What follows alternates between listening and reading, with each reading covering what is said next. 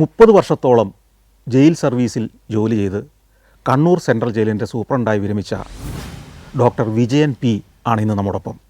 അദ്ദേഹത്തിൻ്റെ ദീർഘകാലത്തെ സേവനത്തിനിടയിൽ കണ്ടുമുട്ടിയ വ്യത്യസ്തങ്ങളായ ജീവിതങ്ങൾ, തടവ് പുള്ളികൾ, അവരുടെ ജീവിതം, ഇതൊക്കെ ഫേസ് ടു ഫേസ് എന്ന പരിപാടിയിൽ അദ്ദേഹം വിശദീകരിക്കുകയാണ്.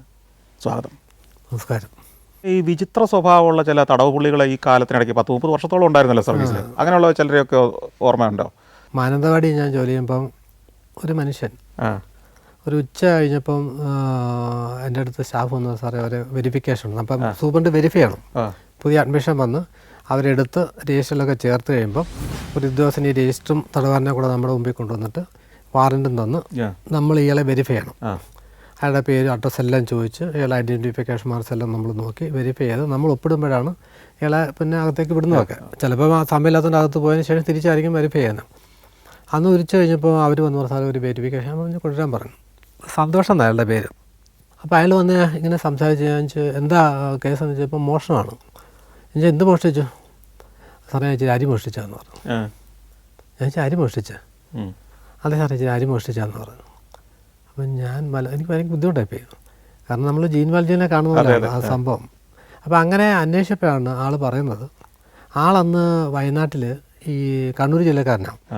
അയാൾ അവിടുന്ന് വേറൊരു സ്ത്രീയെ സ്നേഹിച്ച് പോകാൻ കഴിച്ചു. അവരൊരു ഉയർന്ന ജാതിക്കാരി മറ്റാണ്. ഇവിടെ വന്ന് ഒരു റബ്ബർ തോട്ടത്തിൽ മുതലാളിയോട് നിന്ന് റബ്ബർ വെട്ടിക്കൊണ്ടിരിക്കുകയായിരുന്നു. അതിനിടയ്ക്ക് ആളത് വിൽക്കും എന്ത് ചെയ്തു, ആളുടെ ജോലി പോയി. പിന്നീട് നമ്മുടെ ആ വയനാട്ടിൽ സ്ഥലത്തിൻ്റെ പേര് ഞാൻ പറയാം, മാനന്തവാടിക്ക് അപ്പുറത്തുള്ള ഒരു മലമ്പ്രദേശമാണ്. ആ ഭാഗത്ത് വന്ന ആളൊരു വീട്, ചെറിയൊരു വീട് വാടകയ്ക്ക് എടുത്തിട്ട് പരിചയമൊന്നുമില്ല അയൽവക്കത്തൊന്നും. അങ്ങനെ താമസിക്കുമ്പോൾ മഴ വരാറ് ഈ പുള്ളിക്ക്, അദ്ദേഹം ഇതൊക്കെ ആണെങ്കിലും 5-6 കുട്ടികളുണ്ട്. അപ്പോൾ ഈ പട്ടിണി ആൾക്കൊരു ചെറിയ ഓട്ടോറിക്ഷ പറ്റി അന്ന് ഉണ്ടായിരുന്നു. ഈ ആൾ പറയുന്നതെന്ന് വെച്ചാൽ മഴ വരുന്ന പണിയില്ല. അപ്പോൾ അങ്ങനെ ഒരു ദിവസം നമ്മുടെ ആ തിരുനെല്ലിക്ക് പോകുന്ന വഴിക്ക് ആ പോലീസ് ഔട്ട് പോസ്റ്റിന് ഇപ്പുറത്തൊരു കടയുണ്ട്.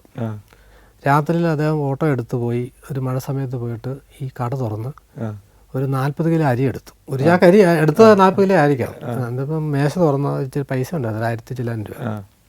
അതും എടുത്ത് ആൾ വീട്ടിൽ വന്നു. പിറ്റേ ദിവസം കടക്കാരൻ വന്ന് കട തുറന്ന് നോക്കുമ്പോഴാണ് ഇങ്ങനെ സംഭവം. പോലീസിൽ അറിയിക്കുന്നു. പോലീസുകാരിങ്ങനെ അന്വേഷിക്കുമ്പോൾ ഇങ്ങനെ ഒരു ഓട്ടോറിക്ഷ രാത്രിയിൽ വന്നു എന്ന് പറഞ്ഞു. അങ്ങനെ തപ്പിപ്പോയിട്ടാണ് ഇയാളെ പിടിച്ചുകൊണ്ടിരുന്നപ്പോൾ ഇയാൾ എൻ്റെ പറഞ്ഞു, സാറേ എൻ്റെ വീട്ടിൽ ആരുമില്ല, ഞാൻ വല്ലാത്ത അവസ്ഥ, അവർ ആത്മഹത്യ ചെയ്യുന്ന അവസ്ഥയാണെന്ന് പറഞ്ഞു. അപ്പം ഞാൻ അങ്ങനെ ചോദിച്ചു, ഞാൻ ആ നിങ്ങളുടെ വീട് വരെ പോകുന്നുണ്ട്, ബുദ്ധിമുട്ടുണ്ടോ ചോദിച്ചു. ഇല്ല സാറേ ഒരു ബുദ്ധിമുട്ടില്ലെന്ന് പറഞ്ഞു. അപ്പം ഞാൻ പിന്നെ നമ്മുടെ 2 സ്റ്റാഫിനെയും വിളിച്ച് ജീപ്പ് എടുത്ത് ഈ സ്ഥലം അന്വേഷിച്ച് പോയി.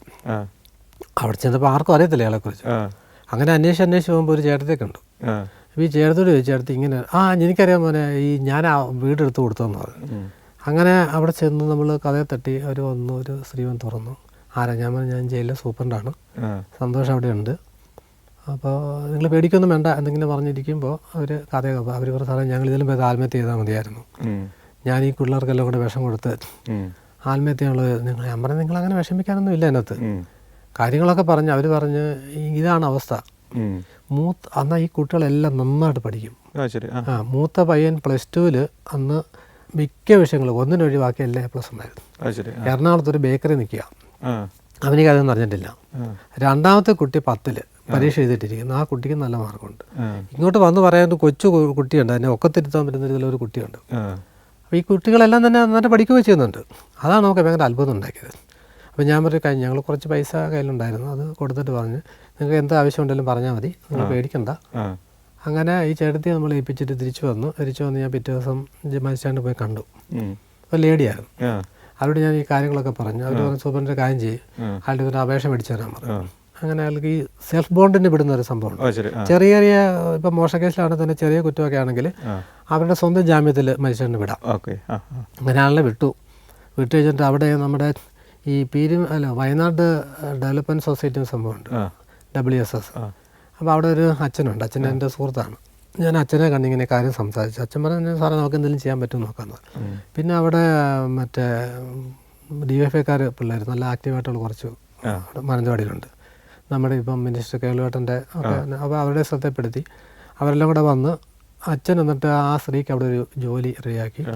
ഇവർ പാർട്ടിക്കെല്ലാം കൂടെ സഹായിച്ച് നമ്മൾ പിന്നീട് അവർക്ക് വേറെ വീടെടുത്ത് കൊടുത്തു. ഈ പയ്യന് 10ാം ക്ലാസ് പാസ്സായി എൻ്റെ +2 അപേക്ഷിക്കാൻ സമയം കഴിഞ്ഞു പോയി. ഇവരിടപെട്ട് പിന്നെ ഗവൺമെൻറ്റിൽ നിന്ന് സ്പെഷ്യൽ ഓർഡർ വാങ്ങി ആ സ്കൂളിൽ തന്നെ അഡ്മിഷൻ മേടിച്ച് കൊടുത്തു.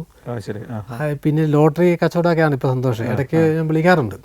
അങ്ങനെ ജാമ്യത്തിലായി. പിന്നെ അത്യാവശ്യം ഇപ്പം രക്ഷപ്പെട്ടു എന്ന് പറയാം. അതേപോലെ സംഭവിച്ചാൽ ഈ പീരുമേട് ഞാൻ ജോലി ചെയ്യുന്ന സമയത്ത് ഈ തോട്ടം മൊത്തം ക്രൈസിസ് ആയ സമയത്താണ്. അപ്പോൾ ഒരു മനുഷ്യൻ ഞാനിങ്ങനെ വെരിഫിക്കേഷൻ ചോദിക്കുമ്പോൾ ആൾ പറഞ്ഞു, ഞാൻ എന്താ നിങ്ങൾ എന്ത് ഞാൻ സാറേ 2 മരം മുറിച്ച് വിറ്റതാണ് തോട്ടത്തിൽ, ചെറിയ മരമാണ്. അതെന്താ ചോദിച്ചപ്പോൾ ആൾ പറഞ്ഞ് നിവൃത്തിയില്ല സാറേ, 2 മക്കൾ സ്കൂളിൽ പഠിക്കുന്നുണ്ട്, അവർക്ക് യൂണിഫോം അങ്ങനെ നിവൃത്തിയില്ല, അതുകൊണ്ട് ഞാൻ ചെയ്തതാണ്. അങ്ങനെയാണ് കേസിൽ വരുന്നത്. അപ്പോൾ ഇതിനൊക്കെ ഒരു കുറ്റകൃത്യമായിട്ട് കാണാൻ പറ്റുമോ ചോദിച്ചാൽ എനിക്ക് ഇപ്പോഴും സംശയമാണ്. നമുക്ക് അങ്ങനെ ഒരുപാട് മനുഷ്യരുണ്ട്, നിസ്സഹായരായ മനുഷ്യർ. കണ്ണൂർ സെൻട്രയിൽ എടുത്തു കഴിഞ്ഞാൽ സാറേ അവിടെ ഒരു ന്യൂ ബ്ലോക്കുണ്ട്. ന്യൂ ബ്ലോക്കിൽ താഴത്തെ നിലയിൽ 4 വലിയ റൂമാണ്. അതിൽ മുഴുവൻ പ്രായമായ മനുഷ്യരാണ്. എത്ര വയസ്സിനുമുള്ളൂ? 70, 80, 85. ഇതിനെ നമ്മൾക്കൊരു ഓൾഡ് ഏജ് ഹോം പോലെ തോന്നുന്നത്. അപ്പം പക്ഷേ എന്താ പ്രശ്നം, മിക്കവരും ഈ പോക്സോ കേസിലൊക്കെ പെട്ട് വന്ന് കിടക്കുന്നവരാണ്. ഒരു കാരണവശാലും നമുക്ക് ഇവരെ വേറെ സഹായിക്കാൻ പറ്റില്ല. നിസ്സഹായാവസ്ഥയാണ്. നിസ്സഹായാവസ്ഥ എന്ന് പറഞ്ഞാൽ രോഗങ്ങൾ കൊണ്ടും വാർദ്ധക്യത്തിൻ്റെ പ്രശ്നവും അല്ലാത്ത പ്രശ്നമൊക്കെ ആയിട്ട് വല്ലാത്തൊരവസ്ഥ. ഇത് കാണുന്നത് നമുക്ക് ബുദ്ധിമുട്ടാണ്. അതിൻ്റെ ഇടയ്ക്കിടയ്ക്ക് ഓരോ മരണങ്ങൾ ഉണ്ടായിക്കൊണ്ടിരിക്കുകയും ചെയ്യും. അവിടെ വെച്ച് തന്നെ മരിക്കും. ഈ ഒരു മരണം ഉണ്ടായുള്ള പ്രൊസീജിയർ എങ്ങനെയാണ് അവിടെ? മരണം ഉണ്ടായ പ്രശ്നം വെച്ചാൽ നമ്മൾ കസ്റ്റഡിയിലെ ആളാണല്ലോ. അതെ. അപ്പം മരണം ഉണ്ടായിക്കഴിഞ്ഞാൽ നമ്മളിപ്പം പുറത്തോട്ട് ഹോസ്പിറ്റലിൽ കൊണ്ടുപോയിടായിരിക്കും, ചിലപ്പോൾ ജയിലിലായിരിക്കാം. അപ്പം തന്നെ നമ്മൾ ഉടൻ തന്നെ നമ്മൾ അടുത്ത സ്ഥലത്തെ പോലീസ് സ്റ്റേഷൻ ആദ്യം നമ്മൾ അറിയിക്കുകയാണ് ചെയ്യുന്നത്. ഒരു ക്രൈം നമുക്കെതിരെ രജിസ്റ്റർ ചെയ്യും. എന്തിനാണ് ക്രൈം രജിസ്റ്റർ ചെയ്യുന്നത്? സ്വാഭാവിക മരണമാണെങ്കിൽ ഇത് സ്വാഭാവിക മരണം നമുക്ക് പറയാൻ പറ്റില്ലല്ലോ, കസ്റ്റഡി പ്രതി കിടക്കുന്നില്ലേ. അപ്പോൾ നമ്മൾ ഹെഡ് ക്വാർട്ടേഴ്സിൽ അറിയിക്കുന്നു, ഗവൺമെൻറ് അറിയിക്കുന്നു, NHRC അറിയിക്കുന്നു, സ്റ്റേറ്റ് ഹ്യൂമൻ റൈറ്റ്സ് കമ്മീഷൻ അറിയിക്കുന്നു, ആ സ്ഥലം RD അറിയിക്കണം. ഇത്രയും നമ്മളെല്ലാം ആദ്യത്തെ പ്രൊസീജിയർ ചെയ്ത് കഴിയുമ്പം ബന്ധുക്കളെ വിളിച്ചു വരുത്തുന്നു. നമ്മൾ ബന്ധുക്കളോടെ വന്നതിന് ശേഷം ബന്ധുക്കളെ അറിയിക്കും നേരത്തെ തന്നെ. മജിസ്ട്രേറ്റോട് വന്ന് ഇൻക്വസ്റ്റ് തയ്യാറാക്കുന്നു. ഇൻക്വസ്റ്റ് തയ്യാറാക്കി പോസ്റ്റ്മോർട്ടം നടത്തുന്നു. പോസ്റ്റ്മോർട്ടം മീഡിയയിലെല്ലാം പകർത്തും. ഈ ഇൻക്വസ്റ്റും പോസ്റ്റ്മോർട്ടമെല്ലാം നമ്മൾ NHRCക്ക് അയച്ചു കൊടുക്കും. പോസ്റ്റ്മോർട്ടം കഴിഞ്ഞ് തിരിച്ച് കിട്ടിക്കഴിയുമ്പം വേറെ ഒന്നിനും ഉപയോഗിക്കില്ല, നമ്മൾ അവരുടെ നിന്ന് എഴുതി വാങ്ങി അവരുടെ ആംബുലൻസിനുള്ള പൈസയും കൊടുത്ത് സംസ്കാരത്തിനുള്ള പൈസ കൊടുക്കും. ഗവൺമെൻറ് നിശ്ചയിച്ചിട്ടുണ്ട് പൈസ. ഇപ്പോൾ ഒരുവിധം തുകയുണ്ട്, 2 കൂടി 10-17,000 കൊടുക്കാം. അപ്പോൾ ആ തുകയും കൊടുത്ത് നമ്മൾ ഇതാണ് ഒരു പ്രൊസീജിയർ അവസാനിക്കുന്നത്. സാധാരണഗതിയിൽ ഇങ്ങനെയുള്ള മരണം ഉറപ്പായവരെ ആശുപത്രിയിലേക്ക് എത്തിക്കുകയാണോ പതിവ്, അതോ ജയിലിൽ തന്നെ മരിക്കാൻ അനുവദിക്കുകയാണോ? അല്ലല്ല, ഇപ്പം ജയിലിൽ നിന്ന് ഒരു കാരണവശാലും നമ്മൾ ജയിലിനുള്ളിൽ മരിക്കാൻ അനുവദിക്കത്തില്ല. എങ്ങനെയെങ്കിലും പുറത്ത് കിടത്താന്നുള്ളതാണ്. പണ്ട് കാലത്തെ സ്റ്റാഫ് എന്നൊക്കെ പറഞ്ഞാൽ വളരെ ഈ പ്രായമുള്ള മനുഷ്യർ വളരെ രസകരമായ കക്ഷികളുണ്ട്. ഈ മരിച്ചവരെ നടത്തിക്കൊണ്ട് പോയിട്ടുണ്ടെന്നാണ് പറഞ്ഞത്. നടന്നു പോയി എന്നുള്ള റെക്കോർഡുണ്ടാകും എന്ന് പറഞ്ഞാൽ ഇതിൻ്റെ അകത്ത് കിടന്ന് മരിച്ചു, പിന്നീട് അകത്ത് വന്നു കഴിഞ്ഞാൽ വലിയ ബുദ്ധിമുട്ടാണ്. അതിന് പ്രൊസീജിയർ വലിയ പ്രശ്നമാകും. അപ്പോൾ എങ്ങനെയാലും നമ്മൾ മരിച്ചാൽ തന്നെ ഇതെടുത്ത് പുറത്ത് നമ്മൾ ഹോസ്പിറ്റലിൽ കൊണ്ടുവന്നുള്ളതാണ് ചെയ്യുന്നത്. അപ്പം ജയിലിനുള്ളിൽ ഉണ്ടാകുന്ന എപ്പോൾ അസുഖം കൂടുതൽ വന്നാലും അല്ലെ കുഴഞ്ഞു പെട്ടെന്ന് എത്രയും പെട്ടെന്ന് ആശുപത്രി എത്തിക്കുകയാണ്. ആശുപത്രി കിടന്നായിരിക്കും മിക്കവാറും മരിക്കുക, അല്ലാതെ മരിക്കുന്നുണ്ട്. ഇപ്പോൾ ഈ ദൈന്യതയുള്ള ഈ മുമ്പേ പറഞ്ഞ പോലത്തെ പല ജീവിതങ്ങളെക്കുറിച്ചും പറഞ്ഞു. ഇതേപോലെ തന്നെ രാഷ്ട്രീയ കൊലപാതകങ്ങൾ നമുക്കറിയാമല്ലോ. കേരളത്തിൽ വളരെ ക്രൂരമായ രാഷ്ട്രീയ കൊലപാതകങ്ങൾ നടത്തിയവർ ജയിലിനകത്തും രാഷ്ട്രീയ സംഘടന പോലെ പ്രവർത്തിക്കുകയും അവർ പ്രത്യേക പ്രിവിലേജുകൾ പിടിച്ചു വാങ്ങുകയൊക്കെ ചെയ്യുന്നതായിട്ട് വിയ്യൂർ ജയിലിനെക്കുറിച്ചും പല ജയിലിനെക്കുറിച്ചും അങ്ങനെ ആക്ഷേപമുണ്ട്. അതിനും സാക്ഷിയായിട്ടുണ്ടാവില്ലേ? അപ്പോൾ കണ്ണൂർ സെൻട്രയിലാണ് ഞാൻ അവസാനം ജോലി ചെയ്തത്, അവിടെ നിന്നാണ് റിട്ടയർ ചെയ്തത്. അതെ. അപ്പോൾ കണ്ണൂർ സെൻട്രലിനെ കുറിച്ച് പണ്ട് മുതലേ പറഞ്ഞു കേൾക്കുന്ന അതൊരു ഇടതുപക്ഷ മേൽക്കോയ്മയുള്ള തടവാർക്കും മേൽക്കോയ്മയുള്ള ഒരു ജയിലെന്നുള്ള നിലയിലാണ് ഉണ്ടായിരുന്നു, വസ്തുതയൊക്കെയാണ്. പക്ഷേ ഇപ്പം അടുത്ത കാലത്ത് അവസാന സമയത്തൊന്നും അങ്ങനെ നമുക്ക് പൂർണ്ണമായിട്ട് പറയാൻ പറ്റില്ല. അവിടെ BJP തടവുകാരുണ്ട്, മറ്റേ കമ്മ്യൂണിസ്റ്റ് പാർട്ടിയിൽപ്പെട്ട തടവുകാരുണ്ട്, പിന്നെ SDPIയിലെ തടവുകാരുണ്ട്, ഒക്കെ തന്നെ മിക്സ് ചെയ്തിട്ട് അവിടെ ഉണ്ട്. മേൽക്കോയ്മ ഉണ്ടോ എന്ന് ചോദിച്ചാൽ ചില കാര്യങ്ങൾക്കൊക്കെ തന്നെ ചില പ്രിവിലേജ് അല്ലെങ്കിൽ മേൽക്കോയ്മ. എന്താണ് ഇവർക്ക് കൂടുതലായിട്ട് കിട്ടുന്ന പ്രിവിലേജ്? ഒരു ജീവപര്യന്തം തടവുകാരനാണെങ്കിൽ അയാൾ 2 വർഷം ശിക്ഷ അനുഭവിച്ചിരിക്കണം. ആദ്യത്തെ 2 വർഷം കണ്ടിന്യൂസ് ആയിട്ട് 2 വർഷം ശിക്ഷ അനുഭവിക്കണം. അത് കഴിഞ്ഞേ പരോൾ കിട്ടുള്ളൂ. കിട്ടുക എന്ന് പറഞ്ഞാൽ അയാൾക്ക് നമ്മൾ പോലീസ് റിപ്പോർട്ട് വരണം, പ്രൊബേഷൻ റിപ്പോർട്ടും ഫേവറായിട്ട് വരണം. അപ്പോൾ പോലീസ് റിപ്പോർട്ട് എന്ന് പറഞ്ഞാൽ ഇയാൾ പുറത്തിറങ്ങിയാൽ അല്ലാണ്ട് പ്രോബ്ലം ഒന്നും ഉണ്ടാവില്ല. പ്രൊബേഷൻ റിപ്പോർട്ട് എന്ന് പറഞ്ഞാൽ ഇയാൾ പുറത്തിറങ്ങിയാൽ വീട്ടുകാരെ ഏറ്റെടുക്കാൻ ആളുണ്ട്, അല്ലെങ്കിലും പഴയ രീതിയിലുള്ള ഒരു വ്യക്തിമിന് വല്ല പ്രശ്നമില്ല, അല്ലെങ്കിൽ മറ്റു രീതിയിലൊക്കെ ഉള്ള ഒരു റിപ്പോർട്ട് കിട്ടണം. ഇത് 2 ഫേവർ ആകുന്ന ഒരു അവസരത്തിൽ മാത്രമേ ഉള്ളൂ നമ്മളിത് ഹെഡ് ക്വാർട്ടേഴ്സിലേക്ക് അയച്ചു കൊടുത്ത് ആദ്യത്തെ പലോള് DGP സാറാണ് സാങ്ഷൻ ആക്കുന്നത്. ഇത് എത്ര സമയം എടുക്കും ഈ പ്രോസസ്സ്? അതായത് അയച്ചു കൊടുത്ത് പോലീസ് റിപ്പോർട്ട് കിട്ടാൻ ഭയങ്കര താമസമാണ്. ഇപ്പോൾ 2 വർഷം കഴിഞ്ഞെന്ന് പറഞ്ഞാൽ തന്നെയും വർഷം 4-5 ആയവരും പരോൾ കിട്ടാതെ കിടക്കുന്നവരുണ്ട്. അപ്പോൾ അത് കിട്ടുക എന്ന് പറഞ്ഞാൽ വലിയ ബുദ്ധിമുട്ടാണ്. ഇപ്പോൾ അവിടുന്ന് ഓവറായി കഴിഞ്ഞാൽ ഒരു വർഷം 60 ദിവസമാണ് പരോൾ. ആഹാ. ഓർഡിനറി ലീവ്, പരോളല്ല ലീവ്, ഓർഡിനറി ലീവ്. ഈ 60 ദിവസം എന്നുള്ളത് പരോൾ അനുഭവിച്ച് വന്നിട്ട് ഇപ്പം നമുക്കത് 4 ക്വാർട്ടറായിട്ട് എടുക്കാം അവർക്ക് വേണമെങ്കിൽ. 15 ദിവസം 15 ദിവസം എൻ്റെ വർഷത്തിൽ 2 പ്രാവശ്യമായിട്ട് എടുക്കാം, 15 ദിവസമായിട്ട് എടുക്കാം. അതോടൊപ്പം തന്നെ ഇവർക്ക് എമർജൻസി ലീവും ഉണ്ട്. എമർജൻസി ലീവ് എന്ന് പറഞ്ഞാൽ വളരെ പെട്ടെന്നുണ്ടാകുന്ന ഒരു സാഹചര്യം. അച്ഛനമ്മ അല്ല ബന്ധുക്കൾ മരിക്കുന്നു, അല്ല മറ്റുള്ള അടുത്ത ബന്ധുക്കളുടെ വിവാഹം, വീട് നശിച്ചു പോകും, അങ്ങനെയൊക്കെയുള്ള ഒരു നാച്ചുറൽ കലാമിറ്റിയൊക്കെ വരുന്ന സമയത്ത് അതിന് ഈ പറഞ്ഞ റിപ്പോർട്ടുകളൊന്നും ആവശ്യമില്ല. അല്ല, അതിൻ്റെ എന്ന് വെച്ചാൽ പോലീസ് ഇങ്ങനെ ഇത് ശരിയാണ് വിടാമെന്ന് പറഞ്ഞ റിപ്പോർട്ട് നമുക്ക് തരും. തന്നു കഴിയുമ്പം 2 പേര് അവരുടെ ബന്ധുക്കൾ ആരെങ്കിലും വന്നിട്ട് 5000 രൂപ വെച്ചിട്ടുള്ള 2 ബോണ്ട് വെക്കണം. പൈസ അടയ്ക്കണം, പൈസ ഇട്ടിട്ട് ഡി എടുത്തുകൊണ്ട് തരണം. എന്നിട്ട് അതിൻ്റെ 2-3 ബോണ്ട് ഫോം ഉണ്ട്, അതിൽ ഒപ്പിട്ടിട്ടാണ് വിടുന്നത്. അപ്പം സെൻട്രൽ സൂപ്രണ്ട് നമുക്ക് 10 ദിവസം വരെ അനുവദിക്കാം. അതിനുശേഷം ഹെഡ് ക്വാർട്ടേഴ്സിൽ നിന്ന് അത് 5 ദിവസം ടെസ്റ്റ് എടുത്ത് 15 ആക്കും. ഗവൺമെൻറ്റിന് വീണ്ടും ഒരു 15 കൊടുക്കാം. ഗവൺമെൻറ് വീണ്ടും ഒരു 15 ഗവൺമെൻറ് കൊടുക്കാം. അപ്പോൾ അറ്റ സ്ട്രെച്ചിൽ ഒരാൾക്കൊരു 45 ദിവസം നിൽക്കാം. പക്ഷേ ഒരു എമർജൻസി പരോൾ എടുത്തിട്ട് തിരിച്ചു വന്നിട്ട് ഇനി ഇത്ര ദിവസം കഴിഞ്ഞാൽ പോകാമെന്നുള്ള ഒരു കണ്ടീഷനൊന്നുമില്ല.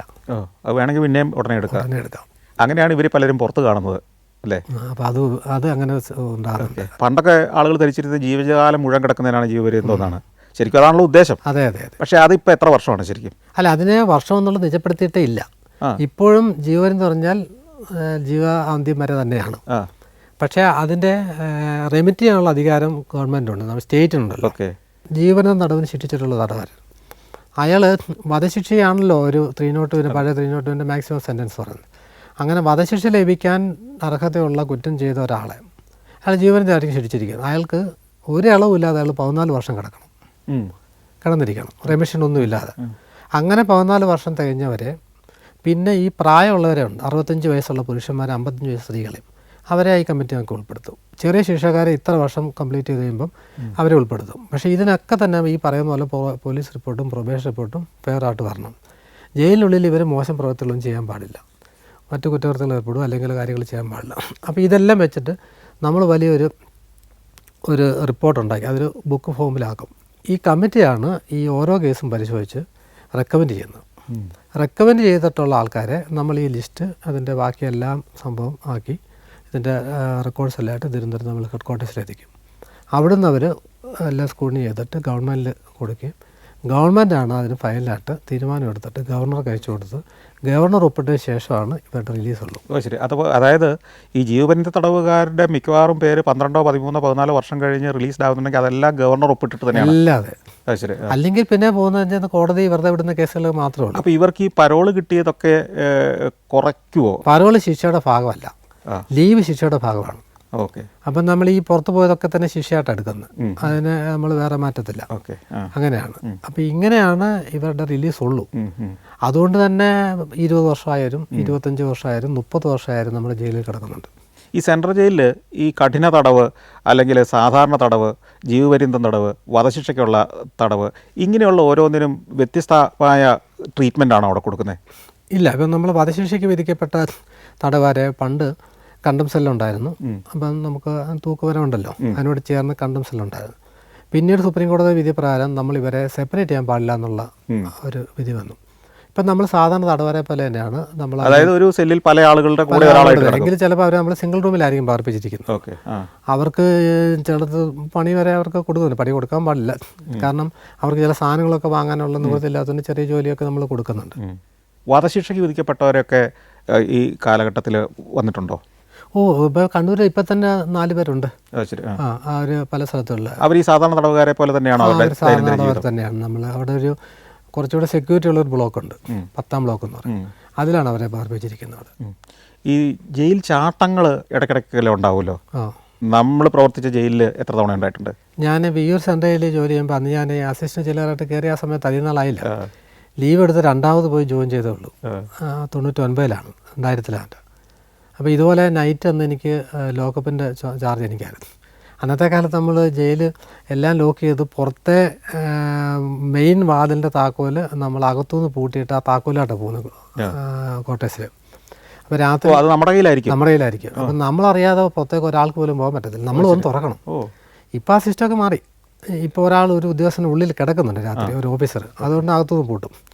അപ്പം നമ്മളിത് പൂട്ടിയിട്ട് പോയിട്ട് പിന്നെ ഓരോ ആവശ്യം നമ്മൾ വരണം. ഒരാളെ ഹോസ്പിറ്റലിൽ വരണം, ഒരാൾ അഡ്മിഷൻ വരണം, എടുക്കണമെങ്കിലൊക്കെ നമ്മൾ താക്കോലോട്ട് വരണം. പിന്നെ ഗാർഡ്സ് പെയർ എന്ന് ഒരാളെ വെച്ചു പുറത്ത്, അയാൾ വന്നു വാങ്ങും താക്കോൽ. അങ്ങനെ ഒരു ദിവസം ഞാനന്ന് ലോക്കപ്പായിട്ട് വന്നു, ഇടയ്ക്കൊന്ന് വരേണ്ടി വന്നു ആരെയോ ഹോസ്പിറ്റലിൽ വിടാനായിട്ട്.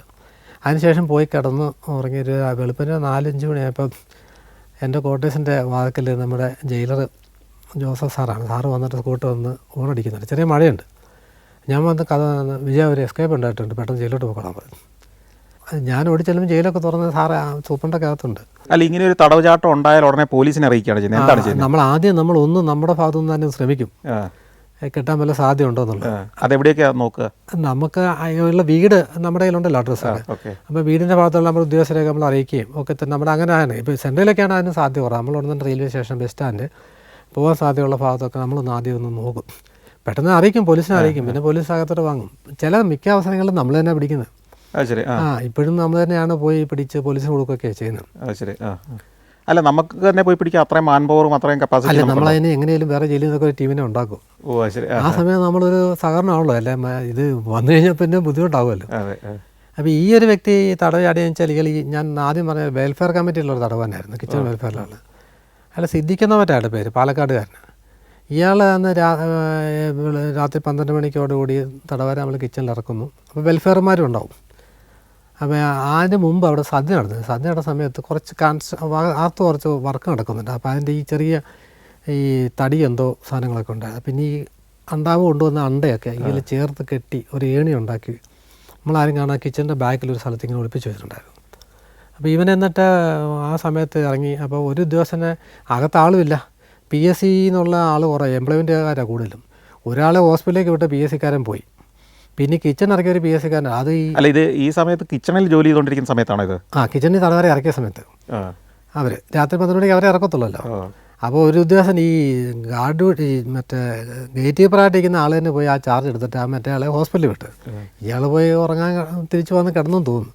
ഇയാൾ ഈ ഏണി ചാരി വെച്ചിട്ട് മതിലിൻ്റെ മേളിൽ കയറി മേലെ ചെന്നപ്പോൾ ബാലൻസ് തെറ്റിപ്പോയി താഴോട്ട് പോയി പുറത്തേക്ക് വീണു.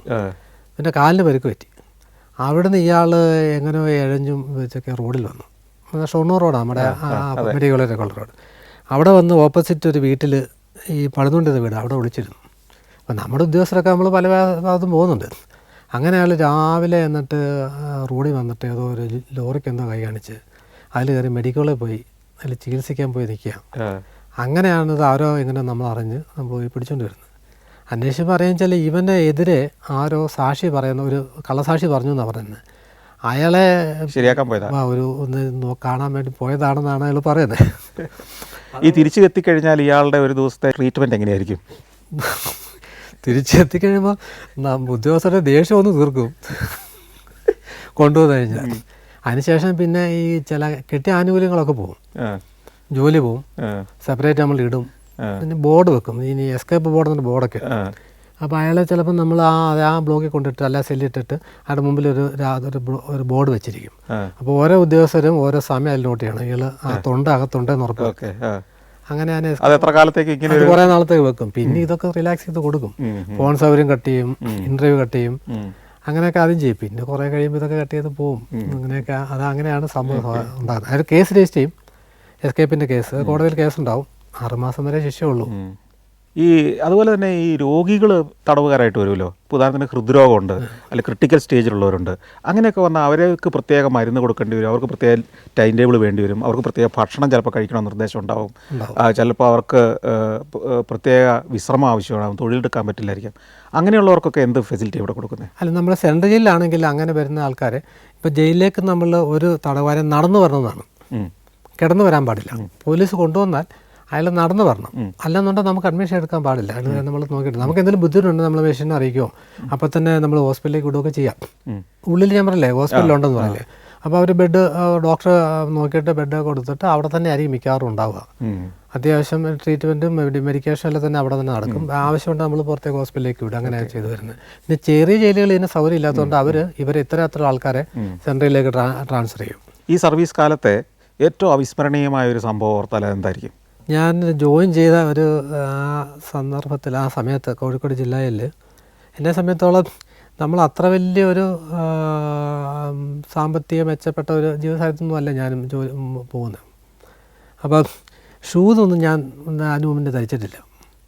അപ്പം ഞാൻ അവിടെ ചെന്ന് യൂണിഫോം വാങ്ങി, നമ്മുടെ മിഠായി തെരുവിൽ പോയിട്ട് യൂണിഫോമൊക്കെ വാങ്ങി സുരേഷ് ഹെൽപ്പ് ചെയ്ത് നമ്മൾ തയ്ച്ച് യൂണിഫോം ഇട്ട് അകത്ത് പോകുമ്പോൾ ഞാൻ ഒരു ദിവസം നടന്ന് തിരിച്ചു വരുമ്പം എൻ്റെ അടുത്ത് തടവരം പറഞ്ഞ്, സാറേ ഇങ്ങനെയല്ല ഷൂ കെട്ടണ്ടെന്ന് പറഞ്ഞു. സാറ് അപ്പം ഞാൻ പറഞ്ഞു എന്താണ് അതിന് കുഴപ്പം? അല്ല സാറേ ഇങ്ങനെയല്ല സാറേ. ഞാൻ പറഞ്ഞു നീ കെട്ടിത്താന്ന് പറഞ്ഞ് ഞാൻ കാല് വെച്ച് കൊടുത്തു. അയാളാണ് എന്നെ ഷൂ കെട്ടാൻ പഠിപ്പിച്ചത്. എന്നുവെച്ചാൽ 5 ഹോൾ, നമുക്ക് 5 ഹോൾസ് ഉണ്ടല്ലോ ഈ യൂണിഫോം ഷൂവിന്. അപ്പോൾ അത് കെട്ടേണ്ട ഒരു രീതിയിലാണ് കെട്ടേണ്ടത്. അപ്പോൾ അങ്ങനെ എന്നെ യൂണിഫോം ഷൂ കെട്ടാൻ പഠിപ്പിച്ചൊരു തടവുകാരനാണ്. അങ്ങനെ ഇങ്ങനെ പല കാര്യങ്ങളും ഒരു പക്ഷേ നമ്മുടെ ജീവിതത്തിൽ നമ്മളെ സ്വാധീനിക്കുകയോ അല്ലെങ്കിൽ ഇടപെടുകയോ നമുക്ക് ചില പാഠങ്ങളൊക്കെ തന്നിട്ടുള്ള ഒരുപാട് മനുഷ്യരുണ്ട്. ഇതൊക്കെ തന്നെ ചിലപ്പോൾ ഒറ്റയ്ക്കിരിക്കുമ്പോൾ നമ്മൾ ചിലപ്പോൾ ഓർത്തോർത്ത് പോകുന്നതാണ്. അപ്പോൾ പെട്ടെന്ന് ഓർത്തെടുക്കാൻ ബുദ്ധിമുട്ട് വരുന്നത്. ഏതായാലും ഈ 30 വർഷത്തെ സർവീസ് കാലഘട്ടം വ്യത്യസ്തങ്ങളായ, അത്ഭുതകരങ്ങളായ അല്ലെങ്കിൽ വിചിത്രങ്ങളായ ജീവിതങ്ങളുമായിട്ടാണ് ഇടപെട്ടത്. ഈ ജീവിതങ്ങളൊക്കെ എത്രയോ സാഹിത്യ കൃതികൾക്ക് അല്ലെങ്കിൽ ജീവിത പാഠങ്ങൾക്ക് ഉതകുന്ന അനുഭവങ്ങളാണ്. അപ്പോൾ ഇത്തരം അനുഭവങ്ങളുമായി ഇനിയും പുതിയ ആളുകളെ നമുക്ക് ഈ വേദിയിൽ പ്രതീക്ഷിക്കാം. ഈ പരിപാടിയിലേക്ക് വന്ന ഡോക്ടർ വിജയന് നന്ദി.